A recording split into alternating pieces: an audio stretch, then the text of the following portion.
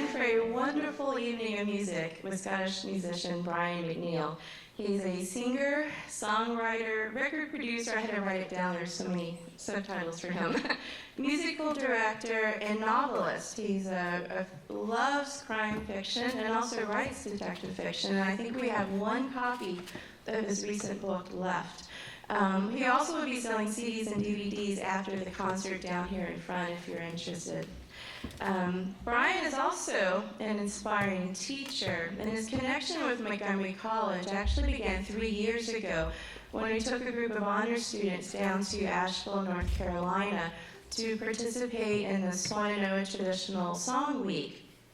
Brian actually taught several of our students in his courses on songwriting and also Scottish songs. And one of my most favorite stories about music involves Brian McNeill and our MC students.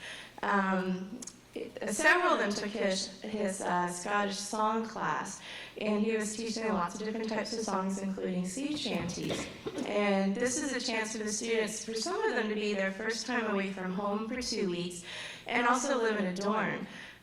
So they have the weekend off mostly, and Saturday morning I was sitting at breakfast, and the director for Traditional Song Week came over to my table and said, "Cheryl, I'm sorry, I have a complaint to make about your students. I think they were drinking in the dorm last night. They're really loud." And I didn't probably give her the response she wanted. I bust out laughing. Because I'd been in the dorm at the beginning of this. What they were doing, starting at 2 a.m., was doing a sea shanty festival of their own, which went until dawn. So they actually were singing sea shanties taught to them by Brian McNeill. So you can tell what an amazing teacher he is as well. So Brian, as I said, is an inspiring teacher, but he's also an inspired musician, as you're about to see. So please help me welcome Brian McNeill.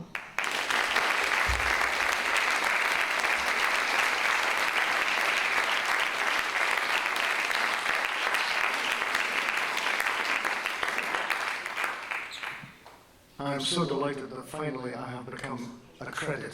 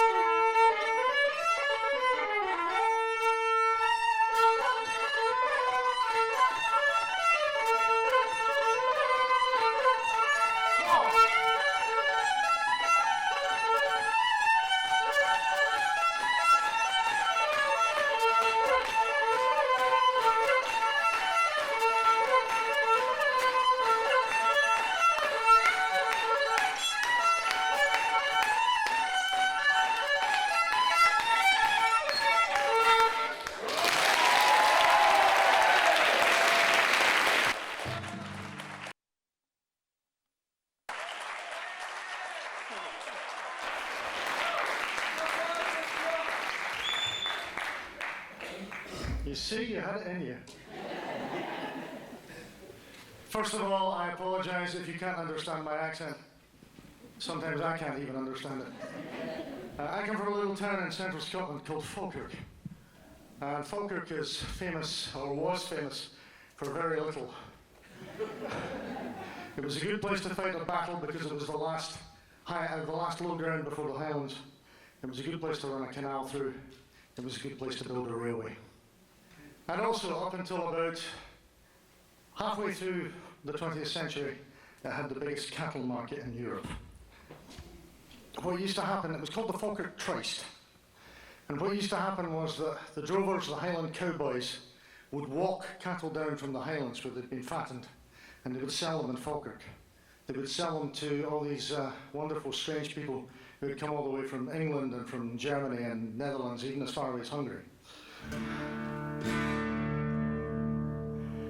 So, for many, many years, this was probably Scotland's premier social event, because of course it wasn't just a cattle market. It was a place where you came to meet a person of some sex or other.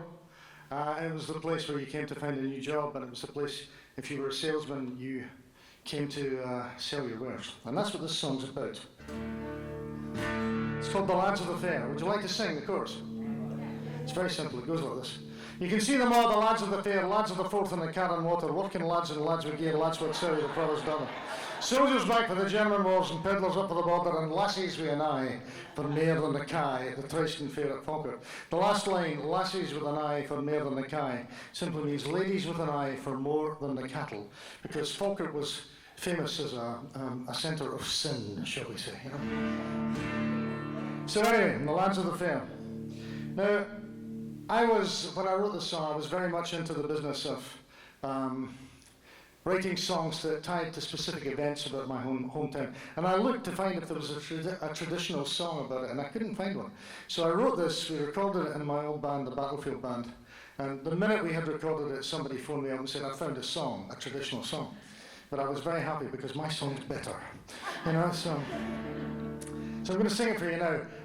My hometown finally, after years of deciding that I wasn't worth recognising, decided that they would finally actually pay a little attention to me. And 2 lines from this song are now carved in stone at one of the viewpoints over the town, which is rather... I pretended for a long time I didn't care, right, okay? But I really do, okay? The Lads of the Fair.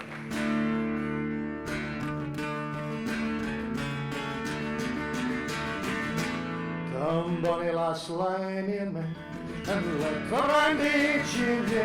The road from Fife to Falkirk's lang and cold, wet and weary. My trade it is the weaver, at the bonny town of Lever, and we'll drink to the health of the farmer's dames, walled by my cloth of morn. You can see them all, the lads of the fair, or the Forth and the Carron Water, working lads with gear, what sell you the provost daughter? Soldiers back to the German wars, pedlars up there the border, lassies with an eye for mair than the Kye, the Tristan Fair at Falkirk. Geordie'll lead the pony, for the path is steep and stony, and we're 3 long weeks for the Isle of Skye, the beasts are thin and bony. And we'll take the last o' the siller, and we'll buy ourselves a gill or 2, and we'll drink to the lads full by the Kye, and Falkirk town the morn. You can see them are the lads of the fair, o' the Forth and the Carron Water, working lads with gear, what sell you the provost daughter? Soldiers back to the German wars, pedlars up to the border, lassies with an eye for mair than the Kye.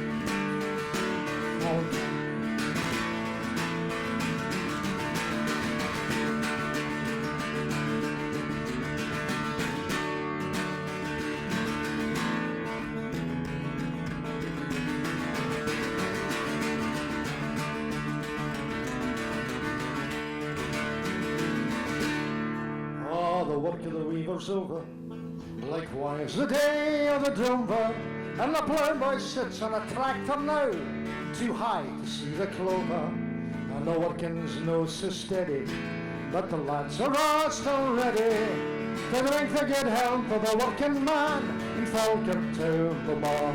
You can see them all, the lads of the fair, on the fort and the Carron Water. Working lads, lads with gear, what sell you the provost daughter? Soldiers back for the German wars, peddlers up to the border, lassies with an eye for more than the car. Like the trace and care at Falkirk.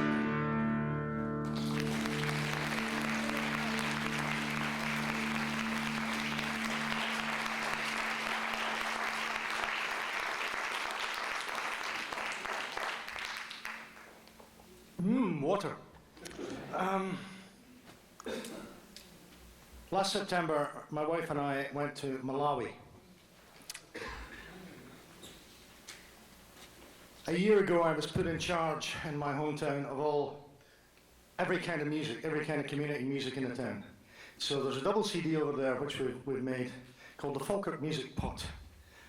And we have everything in that. We have classical music, we have brass bands, we have traditional music.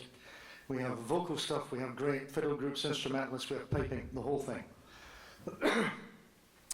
And one of the things that we went to Malawi to find out, my old high school is twinned with a girls' school in Malawi called Bandawi Girls' School. And we decided that we were going to go because we had been told that the girls in this school were fantastic singers.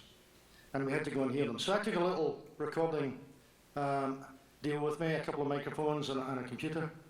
And we went thinking that we might find some songs about the original Falkirk pots. Now these were, the joke witches' cauldrons you see, in cartoons. These are like these. They come from the tiny ones to the huge, absolutely huge ones.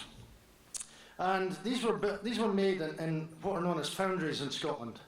Steel factories, metal factories, iron foundries. They were made there at the end of the Napoleonic War when it was no longer profitable for these foundries to make cannon because there was no military market anymore. So they made these cooking pots and they sold them all over the British Empire.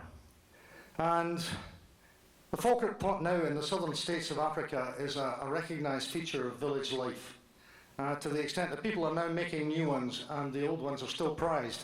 And this began in the 1830s and 1840s. And we thought maybe if we're lucky, we'll find some songs about these things. Because, traditional song is always about ordinary day things, first of all.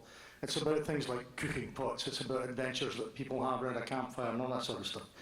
Not only did we not find songs, what we actually found was 3 of the original pots from the 1840s. One of which is still in this one, I think this is wonderful, in this throwaway age. One of these is still in use today. This has lasted from 1840 to the present day. The other one of them has a tiny, tiny hole in it, and the old lady, who didn't even know how old she was, she has to have been at least 90, called Madam Manga, who was a tribal chief who came and brought it to us to show us, had a very small hole in it, and she was very indignant and asked us if we could find her another one when we went back to Falkirk. And when we said we couldn't because they weren't made in Falkirk anymore, she was very dismissive of the modern age, shall we say. So I decided to write this song about it, and it's called To Feed a Hungry Child. And it's about a kind of meeting between a craftsman trained in Scotland, a meeting around the idea of this pot, a craftsman and the woman who cooks in it. Very, very simple little song.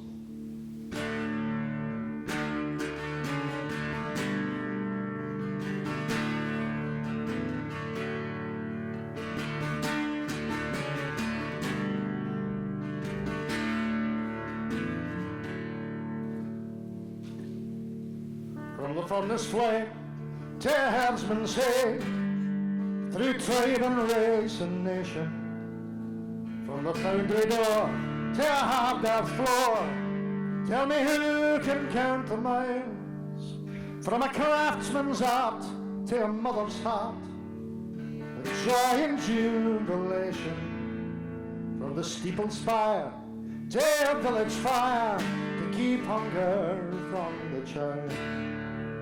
From the steeple spire to a village fire, to keep hunger from the child.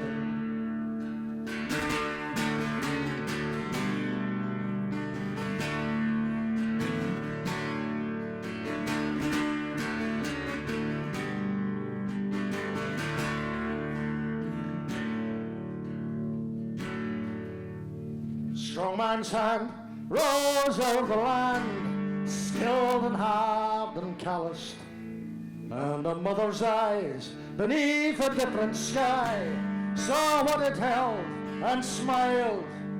Then on his trade ship Karen made, with Falkirk pride for ballast, and by braes and banks she gave her thanks and went to feed her child.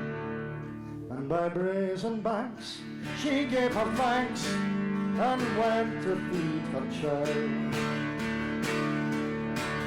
And the moulder mines were roaring o'er the cannon on the plains of Waterloo, when Boney fought the road as he makes 3 legs of honest Falkirk Ira to stand among the coals and cook at different people's brows. And the mother minds the cries of all the dying, and the washing of the spears at the dawning of the day, and the memories of hungry children crying. Send her hand back to the pot to stir the tears away. Was it right or wrong for the iron song to swell the cannon's chorus, or was the soldier's hell of shot and shell an iron song defiled? Could a peaceful moon find a better tune and lay its words before us, that it's a braver lot to fill a Falkirk pot and feed a hungry child, that it's a braver lot to fill a Falkirk pot and feed a hungry child, that it's a braver lot to fill a Falkirk pot and feed a hungry child.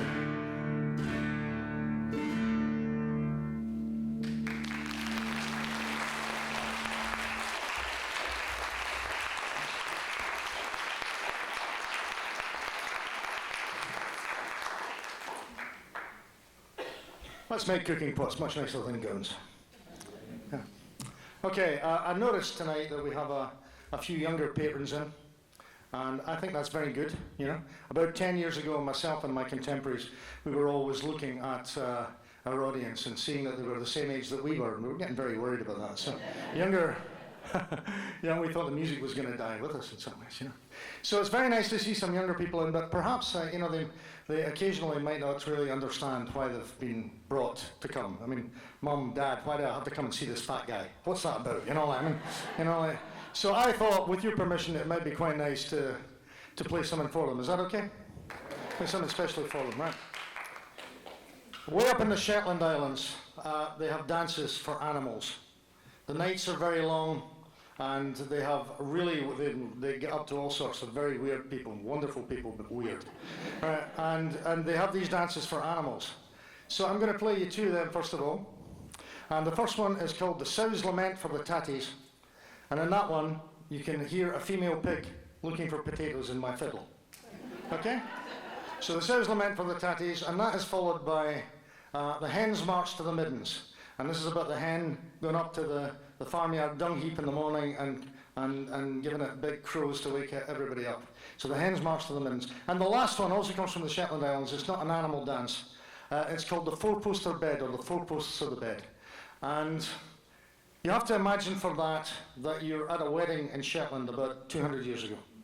And the way they did it then was the couple would get married, they would be fiddled back to the place where they were holding the reception, very often a house, somebody's house, and dancing would start in the kitchen, and people would eat and drink and dance and eat and drink and dance.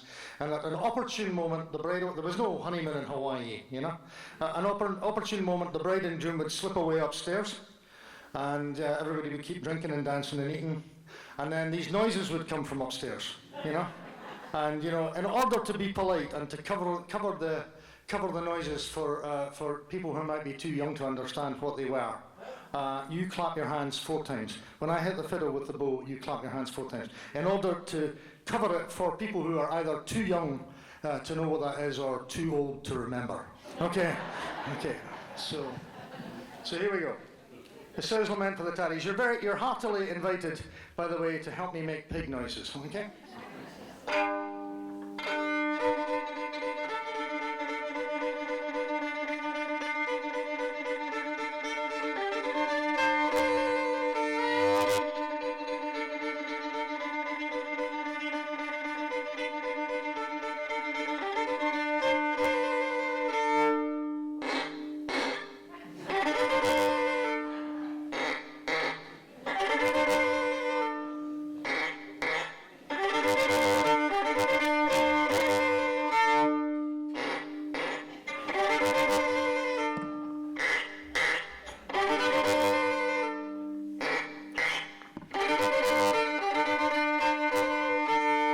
Very polite pigs.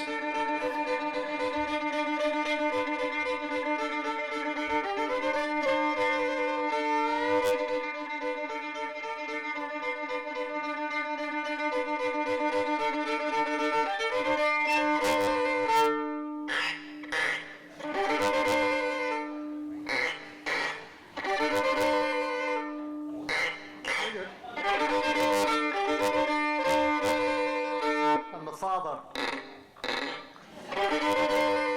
And the mother. And the little baby.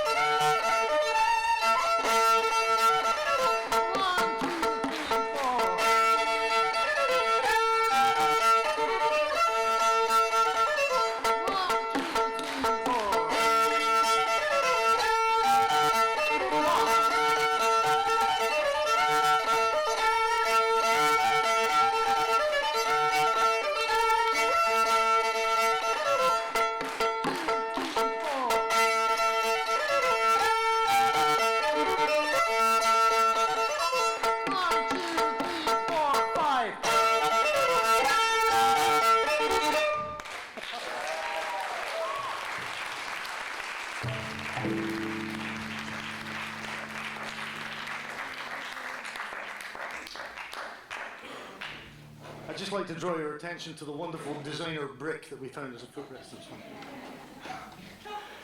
No expense spared here, Chris. I used to be part of a wonderful band called the Battlefield Band. They're still out there, they're still touring the world and elsewhere.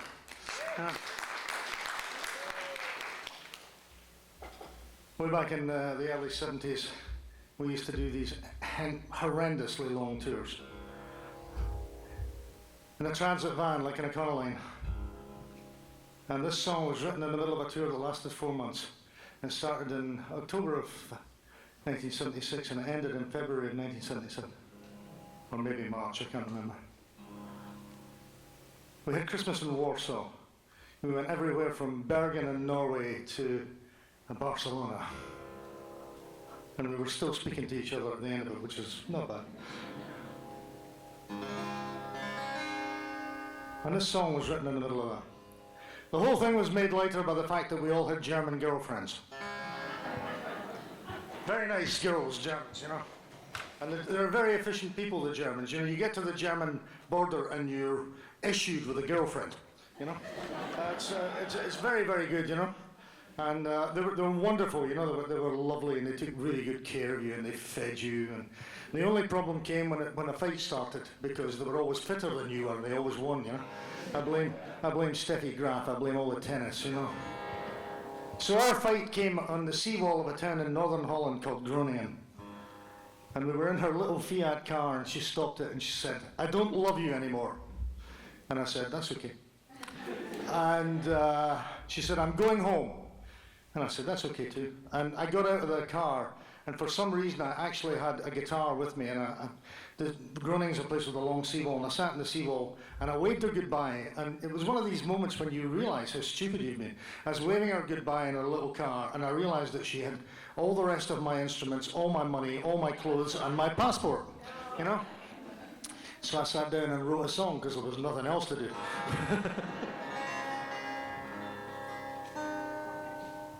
And this is the song that came out of it. It's a song about homesickness.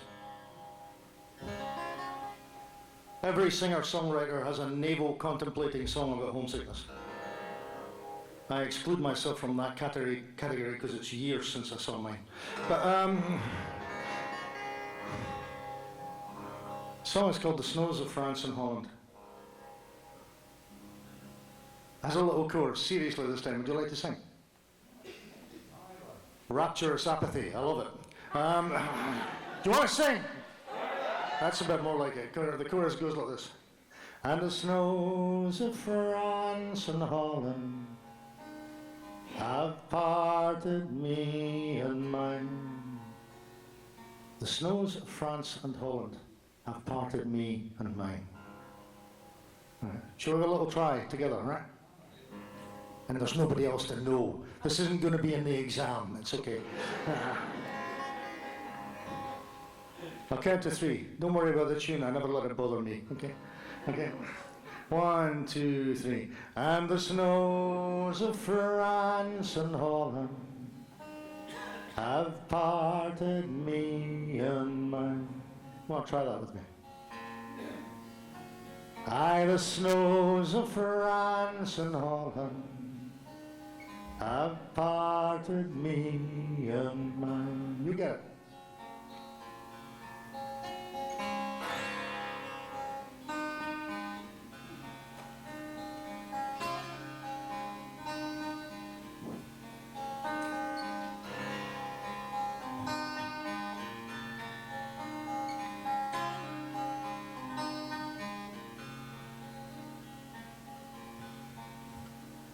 Oh, the north wind knows no border as it shifts across the shore. The road finds only other roads, and the dark hides even more. And there's many a weary corner from Flanders to the Rhine. And the snows of France and Holland have parted me and mine. Go on, have a go. Aye, the snows of France and Holland have parted me and mine.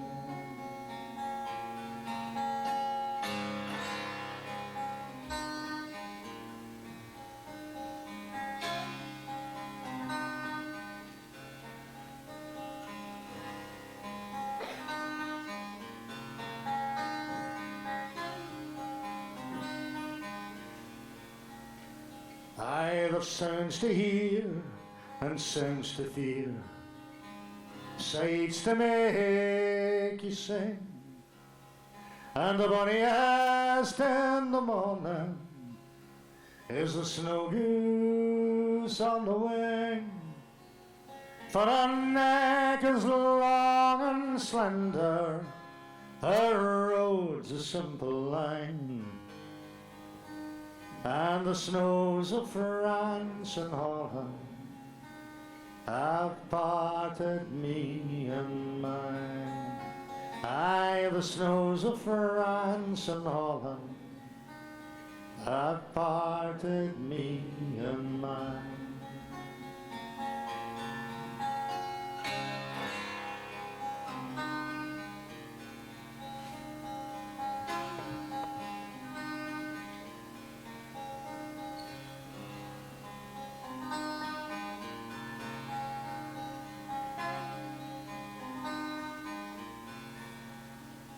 Oh, the moon stands o'er the ocean, and the waves roll back the tide, and the strongest man is the wisest fool, till he knows the road he rides.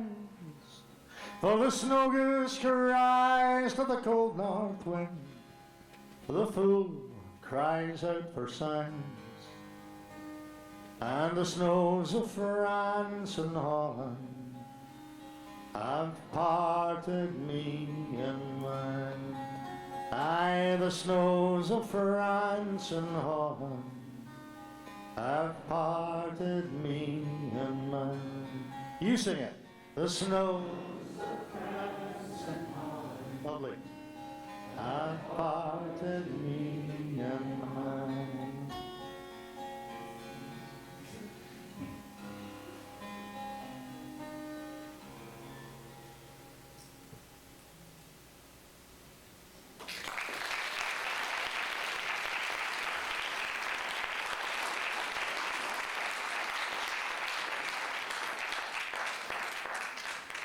You can do it, you know, go to your next meeting of Chorus Singers Anonymous.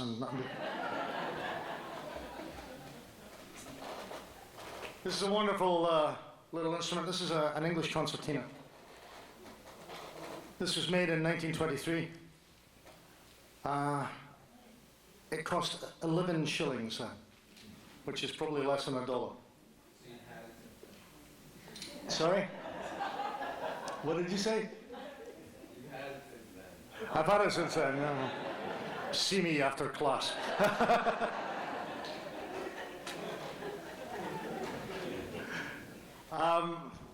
It actually belongs to my wife. It doesn't belong to me.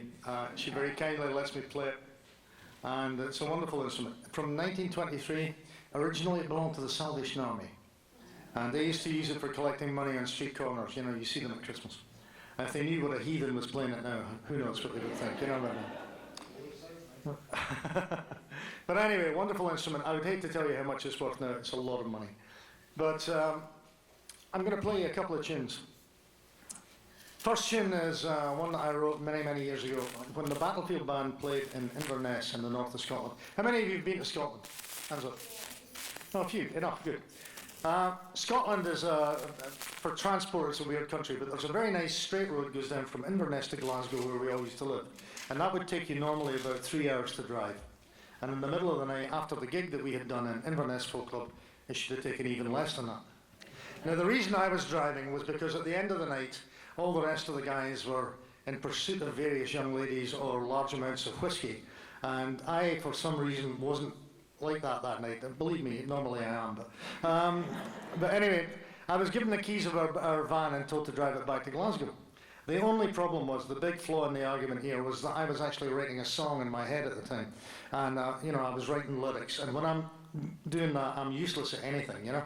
So anyway, January morning, 1976, I just in shirt sleeves and jeans, and I didn't even have a sweater with me or anything, and I'm driving along. By about 5 o'clock in the morning, I was on the shores of a loch in the Western Isles called Loch Long. Very beautiful place, but miles the wrong way, right? So I'm driving along thinking, what rhymes with beer, queer, fear, sheer, you know, and as I'm driving along in the darkness, the engine fell out of the van. And that's not an exaggeration. It fell out all over the road with this incredible grinding crash. So I got the fright of my life. I managed to stop. I got out of the van and I walked in these pre-cell phone days. I walked into the next village, which was about a mile and a half away, and I phoned the breakdown organisation, went back and sat there freezing in the van. And after about another hour or so, the breakdown guy turned up, took one look at the van, handed me a box of matches and drove away again. I was left thinking all the things that you think in these situations, like, my mother was right, I should have been a teacher. You know, like all of that good stuff, you know. And then, as it started to get light, I saw along the shores of the loch, along the stony edge of the loch, a heron walking along, getting its breakfast. And it was one of the most beautiful things I had ever seen, completely still morning. So I got to watch that in total silence for 2 hours, and it was one of these marvelous kind of epiphany moments that no matter how difficult things were, it really meant something. And I sat there and I made a vow to myself that no matter how difficult it was going to get, I was going to be a professional musician, and that was 40 years ago. So, yeah, thank you.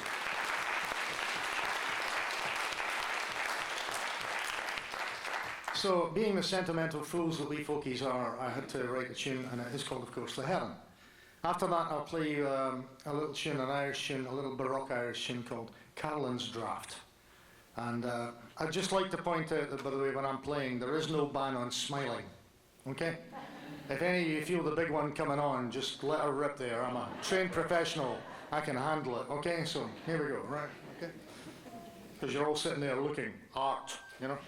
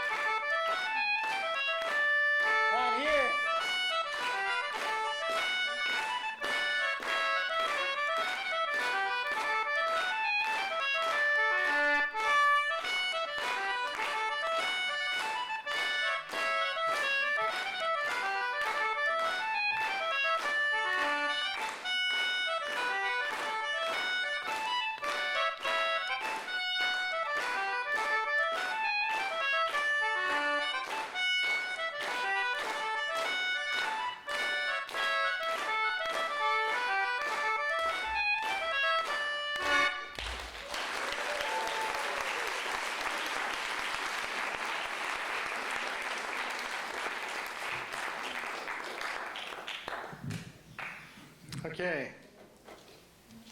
I don't play the bagpipes.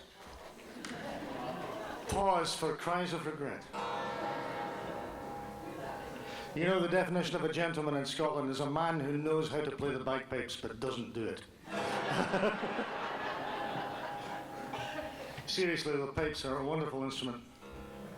In my days in the Battlefield Band, I got to stand beside the three best pipers in Scotland, Dougie Pincock, Duncan McGilvery and Ian MacDonald, and it left me with an enormous respect for bagpipe music and a little deaf in my left ear.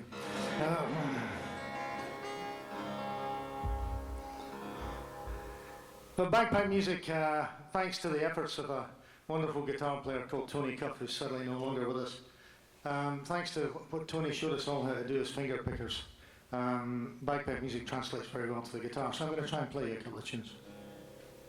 The first one comes from the Gaelic tradition. There are two languages in Scotland, as I'm sure you know. Far and away the most poetic of the two is Gaelic. You could read a laundry list in Gaelic and it would sound like poetry. And this, for my sins, for 7 years I was the head of Scottish music at the Royal Scottish Academy of Music and Drama in Glasgow. And my Gaelic scholars there told me that this tune was probably over 1,000 years old. It's called Sleep Dearie Sleep. I have no, to my shame, I speak no Gaelic. But Sleep Dearie Sleep. And there's a wonderful story because the British Army came along about 100 years ago and thought, a Gaelic lullaby, wouldn't that make a wonderful march? Military intelligence, that wonderful oxymoron. They decided to do this, so they tried it out, and of course it didn't work because, you know, the soldiers were marching along and they found asleep at the side of the road with their thumbs in their mouth. And so they changed it back to a lullaby again, and it's now the music that the Gaelic regiments, the Highland regiments use for lights out when they're on manoeuvres. After that, a tune that I wrote myself, a bagpipe tune that I wrote, it's called The March of the Spanish Volunteers, and it's to commemorate the people who went in their thousands. Ordinary people, doctors, nurses, garbage men, all sorts, all walks of life went to fight against Franco in Spain in 1937 and 1938. They're very much forgotten now, and I don't think they should be, because they were heroes. And we're coming into an age perhaps where we might need a few heroes again. And I think it's very remiss of us to forget the ones that we already have. So the March of the Spanish Volunteers. And then the last tune here, I play this once a year regularly. At the next gig I'm going to, this weekend, I'm at the Texas Scottish Highland Festival in Arlington, Texas. You know, wonderful. Kilts and Stetsons and a dead sheep on each leg. And boy, do they like playing dress up in Texas, I'll tell you. 100 degrees of heat, you know. But when I announce the title of this tune, the male half of the audience goes a little pale because it's called When She Came Ben, She Bobbit. And I don't know if you remember the story of Mrs. Lorena Bobbitt. But let me assure you, this has nothing to do with sharp carving knives because he wouldn't make the coffee in the morning. Nothing to do with that at all. So 3 tunes.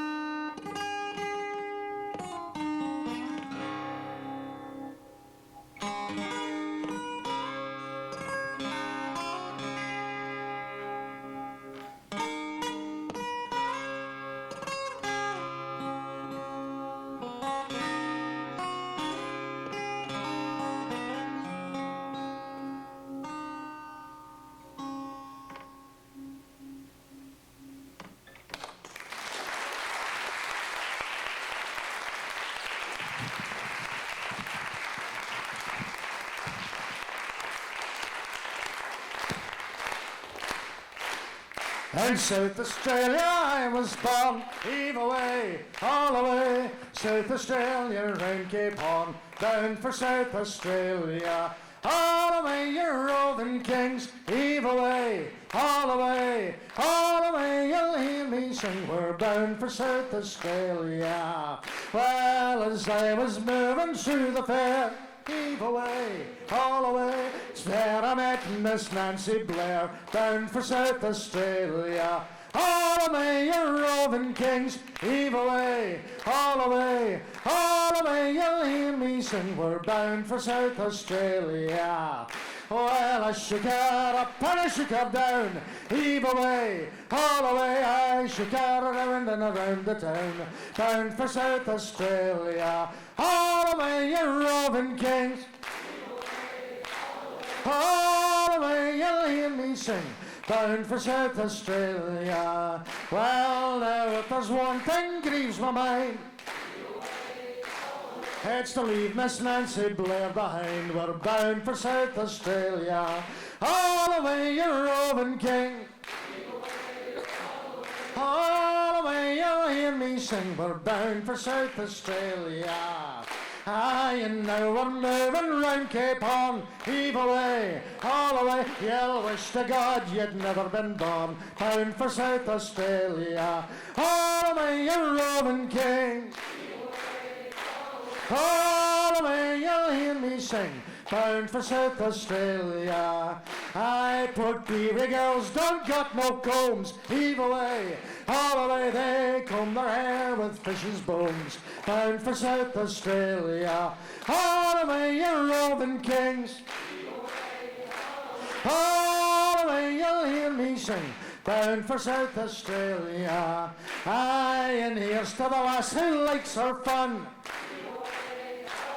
two of them are better than one, bound for South Australia.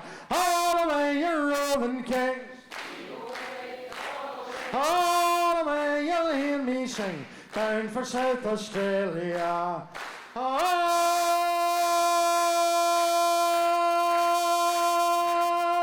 away, you roving kings, heave away, all away, all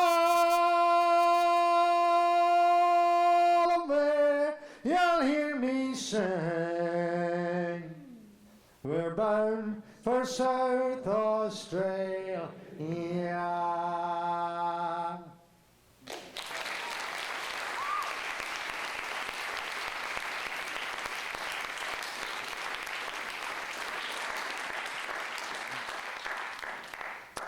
Danielle, the very nice lady from your TV station, asked me earlier on, why did I think traditional song and traditional bass song, if you like, is important? It's important because it was a way of preserving history, and it's important because it was a way of preserving everyday life for a lot of people. Long before we were literate, we were able to sing. And this is a song, if you like, about that. It's about the last remaining undiscovered great monument in Scotland, and that is a tree. If you go to the town of Edinburgh and you head south about 10-15 miles, you will come to a little village called Pathhead. Turn left there towards the North Sea, and you will eventually come to the little town, the little village of Ormiston. And in Ormiston you will find a great yew tree. And this is famous. This is the tree under which John Knox preached. You all know who John Knox was? The guy who put the fun into Calvinism.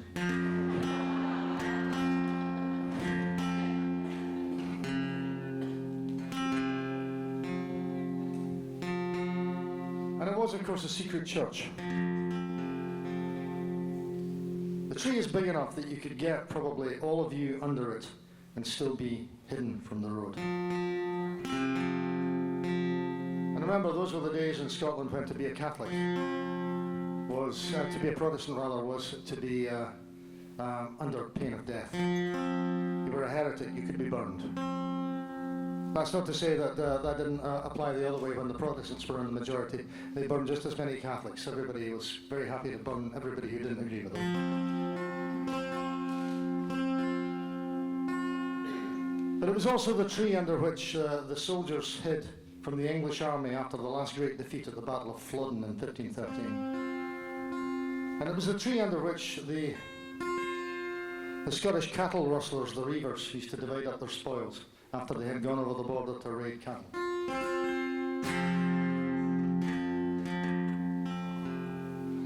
So I went and found it one night.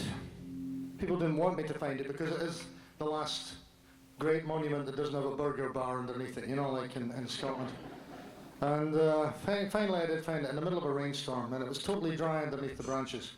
And I walked up to it in a very, very eerie sort of half mist, half fog. And I put my hand on the bark of this enormous tree, and the smallest bird in Scotland flew out, a wren. When I write songs, very often they can take me 5 to 10 years to get them finished. I wrote the song in 10 minutes flat. Sat down and wrote it there and then. It's called The Yew Tree. And it has a very simple chorus. This is what you sing. My bonny yew tree, tell me what did you see? My bonny yew tree, tell me what did you see? Try that with me. My bonny yew tree, tell me what did you see? Can't hear you, need to hear you. My bonny yew tree, tell me what did you see? Roll it out, come on! My bonny yew tree, tell me what did you see?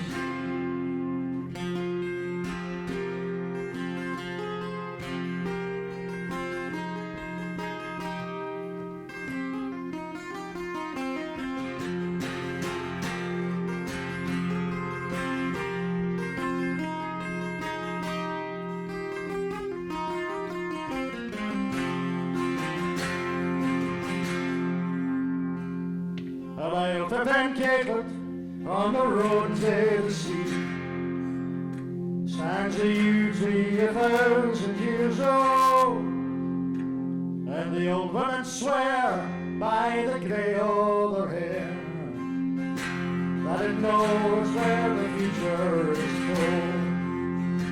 For the shadows of Scotland stand round it, amid the Kale, the Corn and the Kye.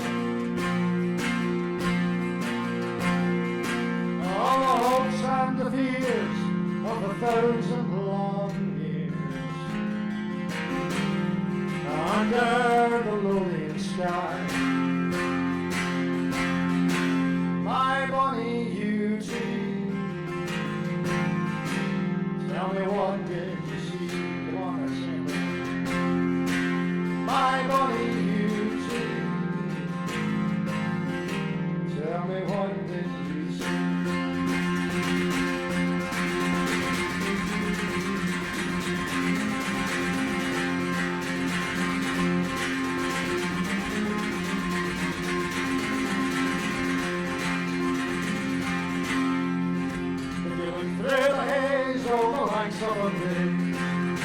In the south and the far English border, on the bullets so steel on Florence far field. If they march by your side and your honor, you ask them the price of the glory, when you have the great slaughter began. All the dust of their bones would rise up from the snow to bring tears to the eyes of the wind. My bonny yew tree, tell me what did you see? My bonny yew tree, tell me what did you see?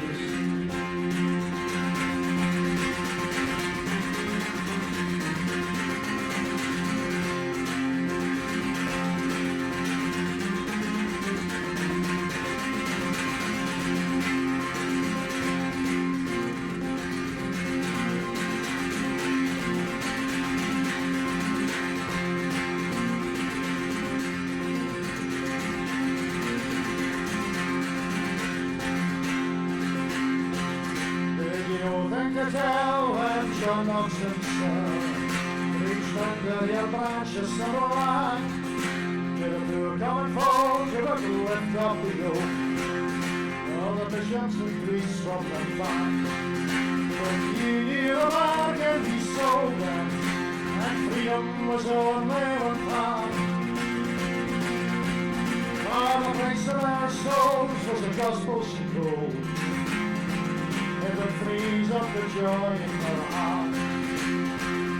My Bonnie Eugene, tell me what did you see? Come on, sing it. My Bonnie Eugene, tell me what did you see?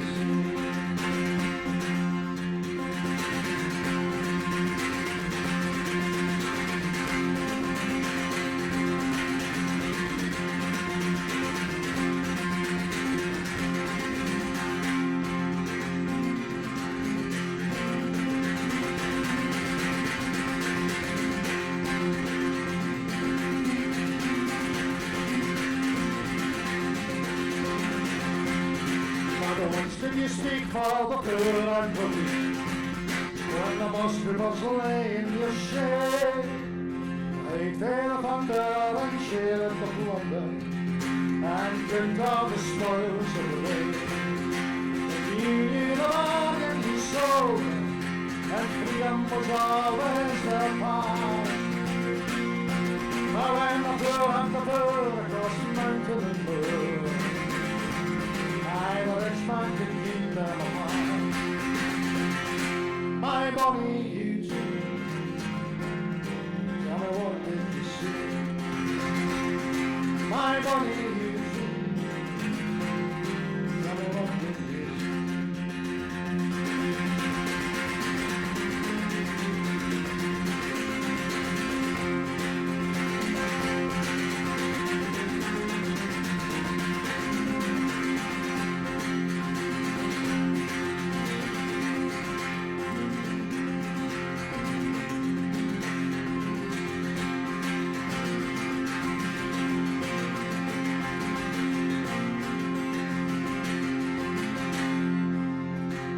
I thought as I stood and laid hands on your wood, that it might be a kindness to fell you.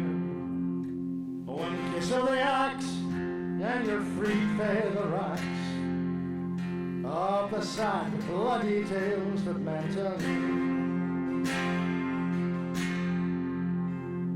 But a wee bird flew out from your branches and sang out as never before,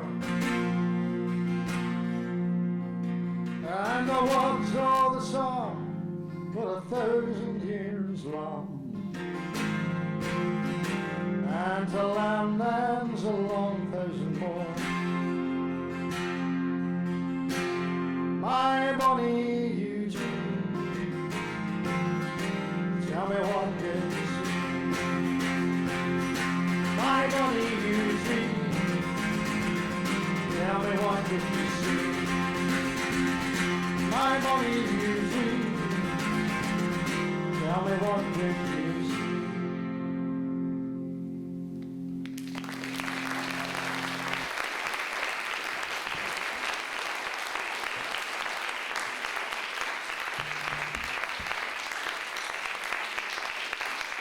Thank you.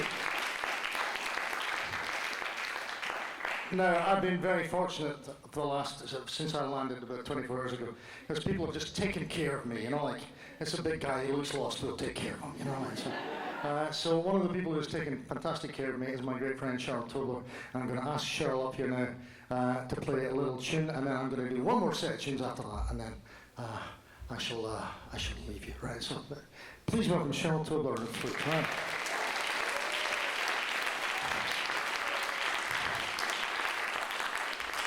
Now this set, of course, is the result of many weeks of rehearsal. Right, okay. We have rehearsed this for the several weeks of between 3 and 4 o'clock this afternoon. And we're going to play 2 tunes. The second one is a reel from the Shetland Islands called Spootiskerry, and the first one is called The first one is from this part of the world, America. It's a contra dance tune called Shove That Pig's Foot a Little Further Into the Fire.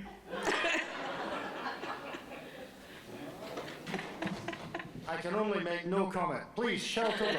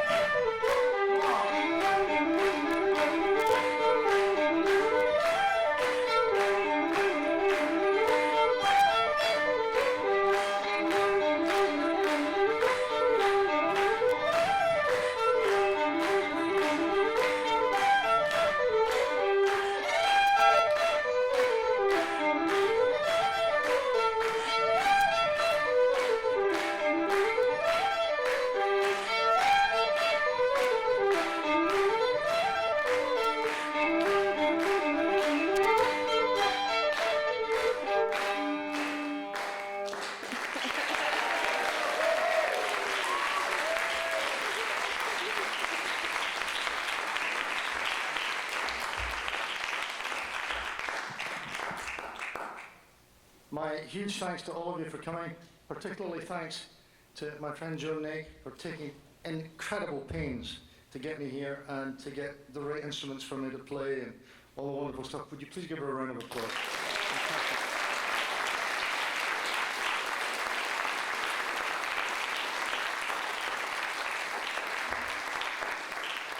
Okay, I'm going to give you the choice here. I'm going to go out on a set of fiddle music. Would you rather have it serious or silly? Yes, silly. Hands up for serious. Hands up for silly. Okay. I think we have the measure of this.